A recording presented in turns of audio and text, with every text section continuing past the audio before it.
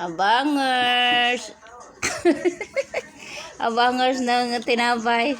Pag may kumain ng pandesal, nandiyan na yan si Jagger. Sa ganda-ganda ng upo niya eh. Sit lang.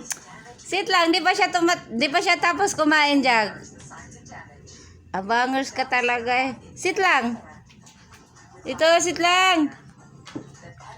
Dali. Balik na yun. Wala na. Sit lang dito. Ginatulong mo lang dito. Sinabudingan niya nginunguya. Paborito niya talaga pandesal. Pero yung tasty bread kahapon ba yun? Di niya, inayala niya dyan. Kinain naman niya, pero mas nakikita niya kasi na may pandesal. Iniisip niya na pandesalan ibibigay sa kanya.